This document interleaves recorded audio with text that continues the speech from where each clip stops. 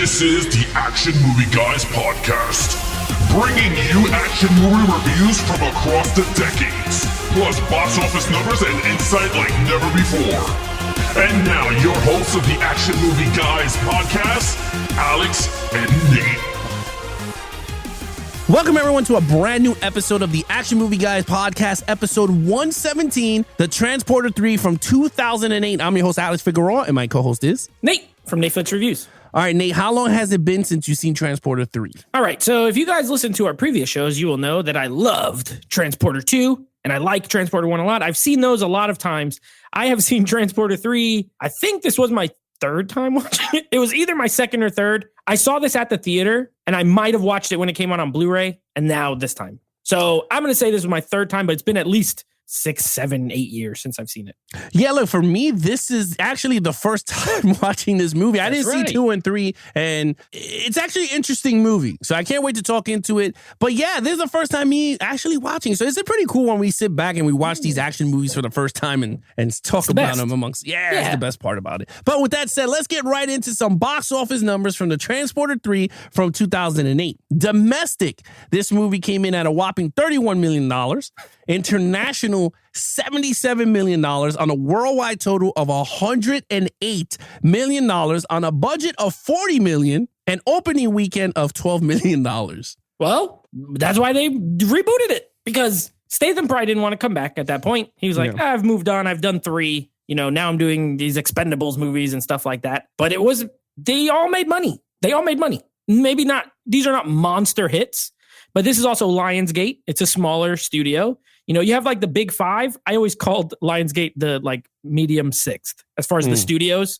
Like it's big, but it's not like Paramount or Warner Brothers. So good little, nice, moderate hits, all of them. So that's pretty good. I mean, it didn't make a lot here, but internationally it did pretty well. Yeah, I mean, we kind of knew because of Jason Statham. But look, with that said, let's check out what the audience and the critics have to say about this film. So this one has the lowest of the 3 movies we've done so far. I think both critics and audience. This one has a 40% critic score. Now, the first 2 didn't have super high scores, but the audience scores were generally pretty good. The audience score on this one, 48. So this one is not the most beloved. We'll say that. Yeah, I mean, look, with that said, we're going to throw all those scores out the window, and we're going to give you guys our score for the Transporter 3 from 2008. So we all know when I host a show, Nate goes first with the lead character. So lead character, Frank Martin, played by Jason Statham. You know what? I'm going to be honest. I don't like him in this movie. I do not like him in this movie. I like Jason Statham all the time. I never dislike Jason Statham.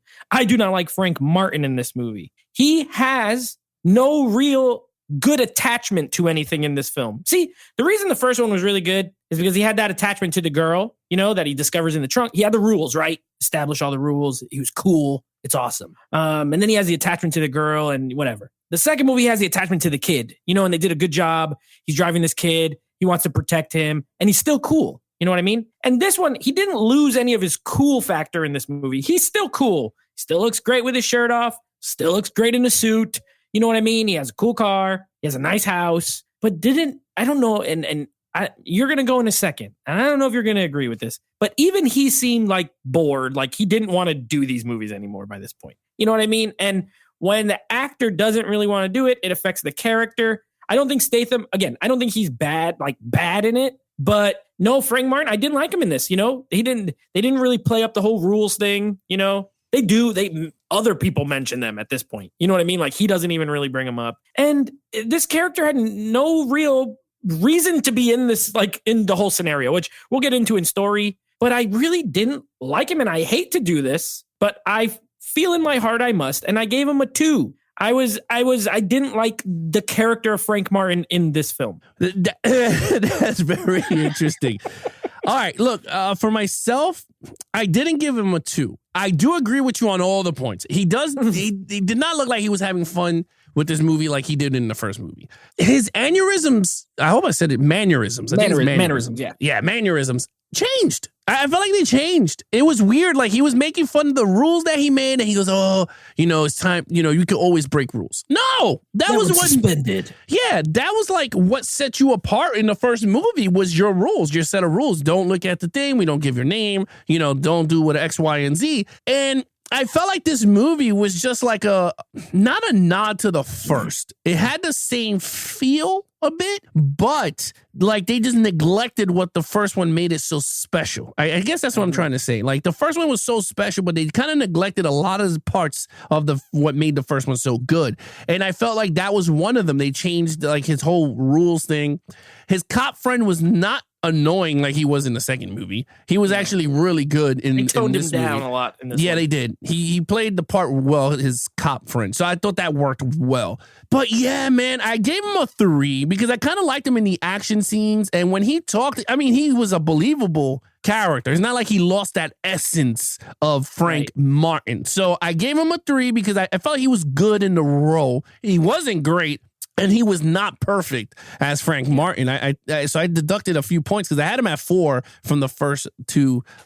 Unless he was God tier at moments in the first 2 movies, and he never hit that in this movie to me. You know what I mean? Like, it was like, no, he did it. I mean, we'll talk about that in the fight sequence. But with that said, let's get to the main villain. So the main villain is, I forget the actor's name, Robert. I don't know how to pronounce it. I don't know if it's Knepper or Knepper, whatever. It's something like that. I didn't like him. There's not a lot in this movie. I'm going to just spoiler alert here. There's not a lot in this movie that I like. He was fine, I guess. He was there. It's, this movie, his whole thing is very convoluted. Like what he's trying to do, especially early on.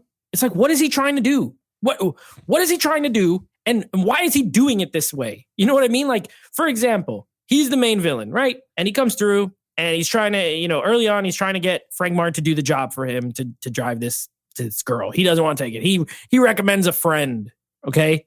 And his friend is terrible, apparently. He's like, the guy he recommends is like a horrible transporter and crashes through his house, right? And then later in the movie, he, then he gets Frank Martin to do it by pretty much like knocking him out and hooking this bracelet that explodes onto him, okay? And he's like, oh, I need you to drive it, whatever. Okay. He's driving the girl. And then there's a moment where they stop at this German dude's house, like his garage, to take off the bracelets. And the guy's like, oh, he's gone off course. And the bad guy's like, well, get him back on course. And 50 guys show up. And in my head, right then, I'm like, why didn't he just have these 50 guys transport this girl?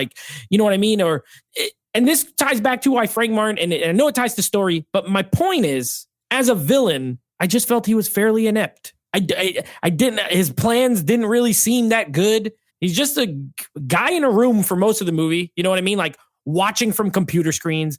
He's not very threatening, in my opinion. I gave also him a 2. All right. Well, his name is Johnson, which was weird. Johnson. Spanish what a name. Guy. Johnson. Yeah. So Johnson, he was a weird villain. Between him and the Spanish version, the ripoff of Benicio del Toro in part 2. Yeah.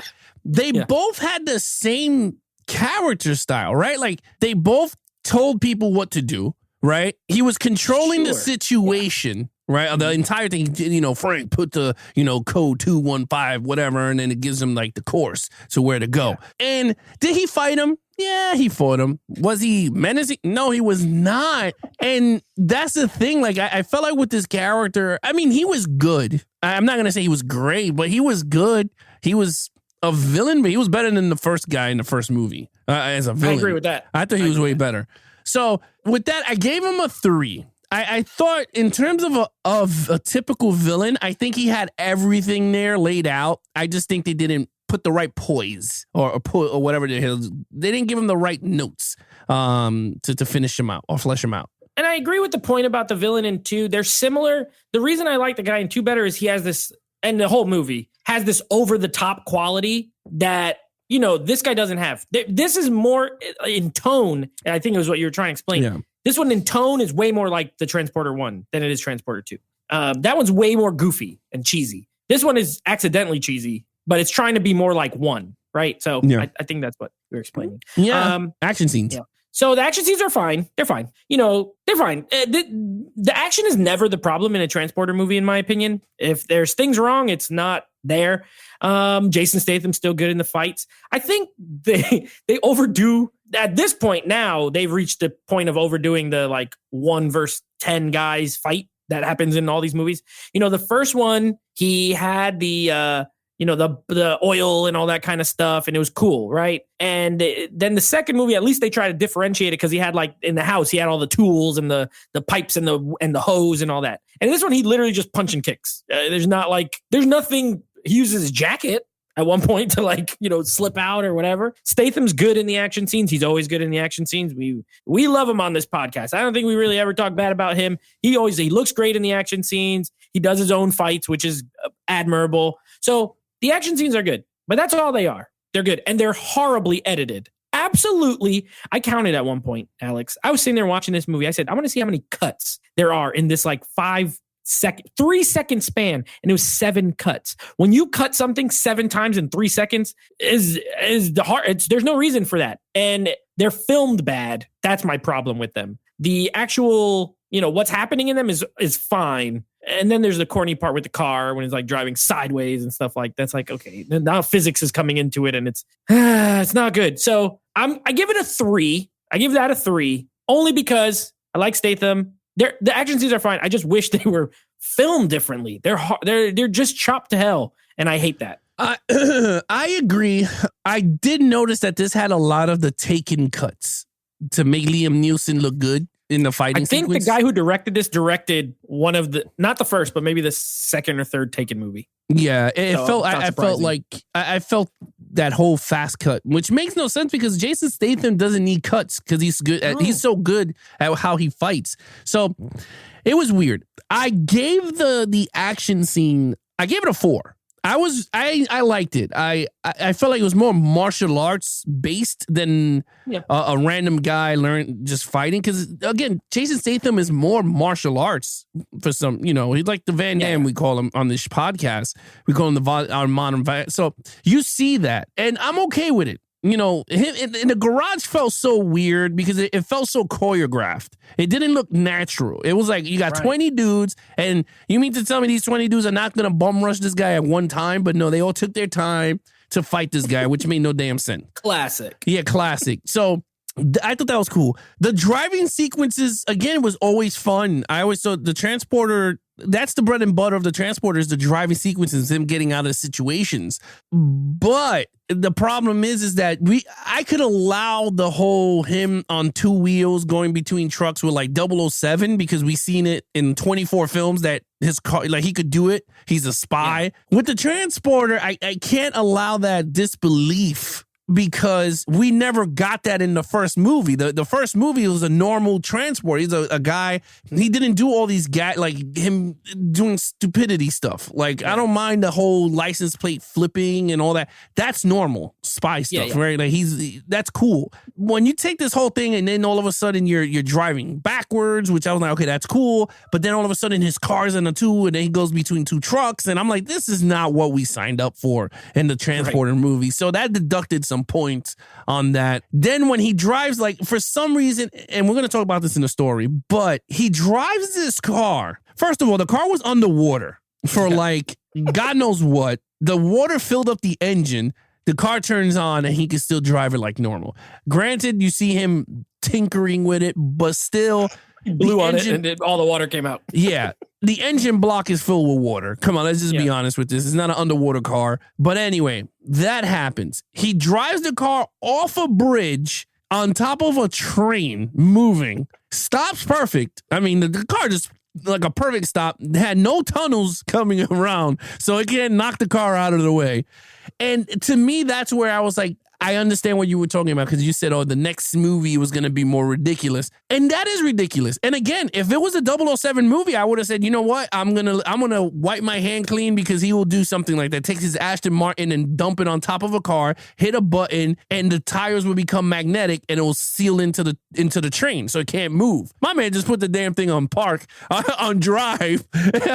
he left it there on park. And I'm like, wait a minute, the wind velocity will knock this car out. But look, with that said, I gave it a 4 because I was kind of entertained with all that. But, there's one thing that's very, very important when it comes to these scenes and this movie and these movies, and that is the tone. Again, I go back to it. The tone of the movie that is set determines what you can and cannot do, in my opinion, with a lot of these action scenes. Number 2 has some of the stupidest stuff in it. He flips the car over and takes a bomb off with a hook. The girl shoots a helicopter with a gun. The difference is that movie sets you up for that stuff just by the tone of the movie, just by the way it's this one plays like dead serious. You know, like when the movie starts, there's no over the top humor, or even the way like the second movie. If you remember, the second movie is like all orange, very sun drenched, very Miami, it had a vibe to it that it may not work for everybody, but at least it's consistent.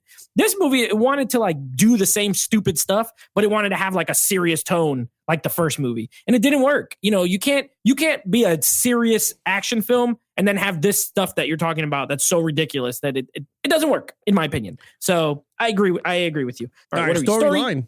Not good. I don't like this movie. I don't really like this movie. I hate the girl in this movie. First of all, I know we didn't really mention her in any other parts. I love the girl in the first movie.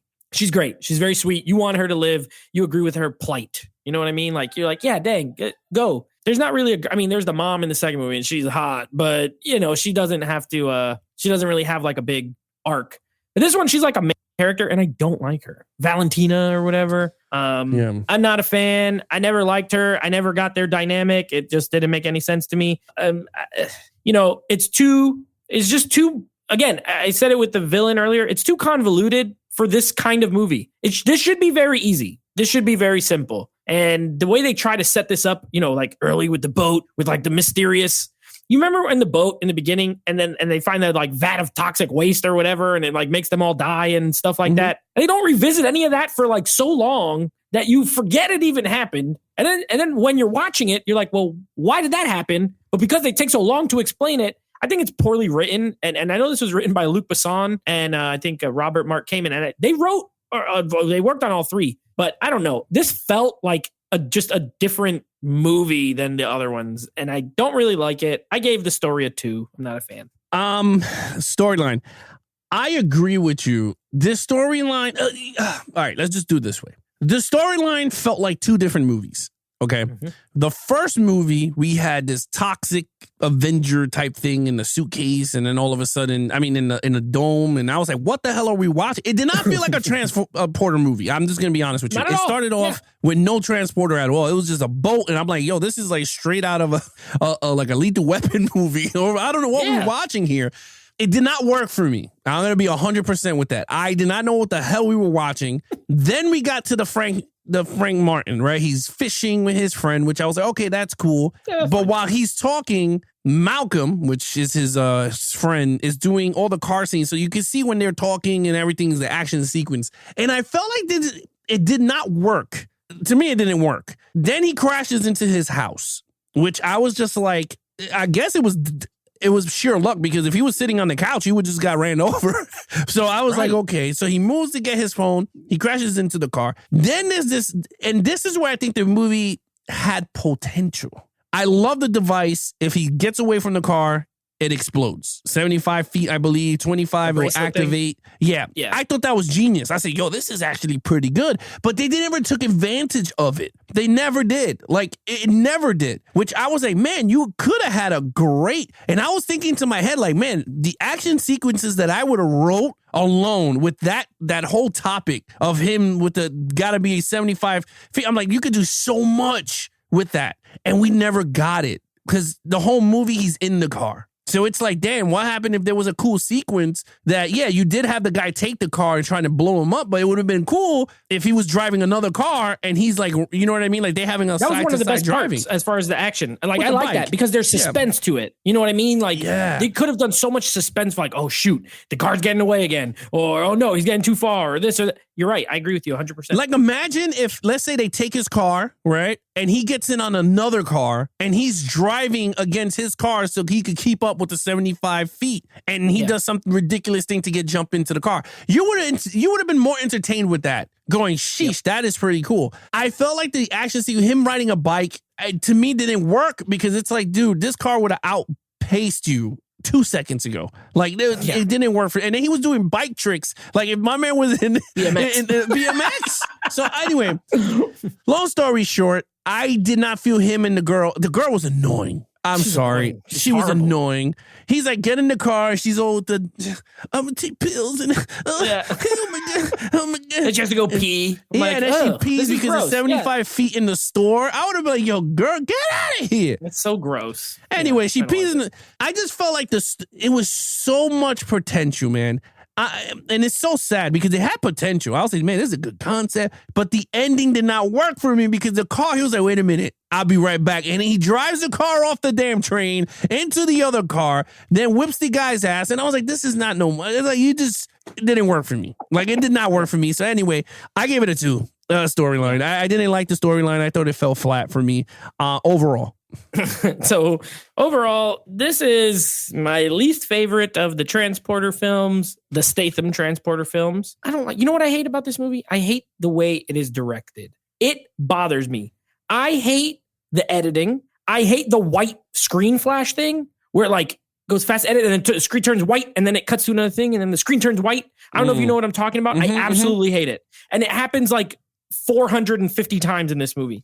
It happens so much that you start to be able to predict right when it's going to happen every single time, and you'll get it right. It's do a drinking game. Do a drinking game where you try to guess when the screen's going to turn. Well, you'll be wasted in the first 25 minutes because you'll get it right every single time, and it happens like 80 times. I always try to watch these movies and just like, you know, let them be what they are with the story and the acting and whatever. But bad direction can ruin a movie, in my opinion. And I think this is a poorly directed film. I think the action scenes are not shot well. They're not edited well. It doesn't have like cool music like the first two movies, especially the first movie. I think the first movie has like really cool music that goes to it. It's kind of weird, but it works. And the first movie to this day still has the best driving scene. Like the opening driving scene in the first Transporter is better than any driving scene in any of the other follow-up movies, which is crazy. You know, that you would think they'd get better with it, and they somehow didn't. I'm not a big fan of it. I gave it a 2. I'm going to keep it short. I gave it a 3. I thought it was good. I enjoyed it for what it was. If you would have changed the lead chick, and if you would have ironed out most of the plot, and actually had a good villain, I think the 3 would have been a really good movie. I think it would have been better than 2, but it didn't. I just think it fell flat. And again, this is like the third, I think it's like the 3rd or 4th movie we reviewed of Louis Besson or whatever his name is in this podcast. Yeah, right? We did Lucy. Oh, Lucy. Well, he directed Lucy, and then he wrote it, and then he wrote all of these movies. Yeah, so and we didn't. Yeah, we haven't done Taken yet, so that's gonna be another. We haven't done the Taken franchise. We haven't done like The Fifth Element. We haven't. There's still movies out there that we haven't done, but Valerian. But he got his fingers on a lot of these like European style action movies. You know, and that's the thing I want to say. But like, I feel like his style does not work for me, man. Like it works a little bit. Like he'll get me, and then all of a sudden something stupid would happen, and I go, okay, dude, you do this in every movie. And the same thing with Lucy. Me and you hated Lucy. It had potential, but then it just became stupid. It was just like, oh, here we go. This movie, the first one was a genius. I think it was a genius movie, but then 2 and 3 became stupid. You're going, damn, dude, how can you just? It's just weird. And I noticed in the song, just weird. Luc Croissant. Yeah, Luc Croissant. Anyway, I just felt like he's weird. I gave it a 3. You gave it a 2. Total points. That's an 11 for me. It's low, but you know, it felt, and this movie's an hour and 40 minutes, and it feels like it's 2 hours and 40 minutes. Like it just, this should not be paced this way. It shouldn't feel so long. The appeal of the first 2 movies is they're like 90 minutes and less. The second movie's less than 90 minutes. This is the longest one. Why is this one so long? And it's only 10, 15 minutes longer, and you feel it. I don't like it. 11 out of 25. I gave it a 15. I thought the action sequences were good. And then I gave it 3. So that's the only reason why it was up. You gave me mostly 2s on your scores. Yeah, look, other than that, that's pretty much it. That's our Transporter 3 review. Nate, tell everyone what's coming up.